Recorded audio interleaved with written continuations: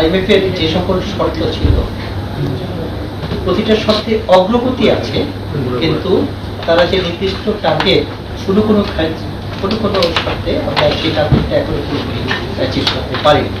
ঋণ প্রাপ্তির বিষয়টা শতভাগ নিশ্চিত কিছু বলা যাচ্ছে না, কারণ যতগুলি বাই মার্চ যে সকল শর্ত পূরণ করার কথা ছিল প্রতিটি শর্তেরই অগ্রগতি আছে, কিন্তু কোনো কোনো শর্ত শতভাগ আমরা লক্ষ্যমাত্রা অর্জন করতে পারিনি।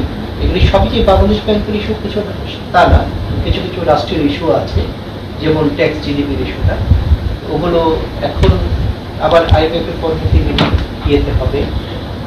গভর্নর স্যার গিয়েছেন যুক্তরাষ্ট্রে, তারপর আমার মনে হয় তারা আরো কিছুদিন সময় নিবে চূড়ান্ত অনিশ্চিত এই কথাটা বলেনি।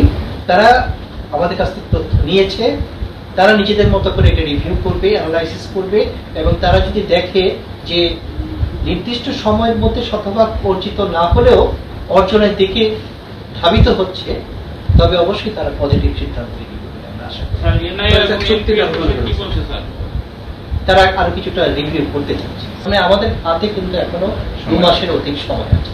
আমরা যেভাবে আমাদের রেমিটেন্স আগাচ্ছে এবং এক্সপোর্ট গ্রোথ, তাতে আমরা আশাবাদী যে বাই জুন আমরা টার্গেটটা করতে পারবো।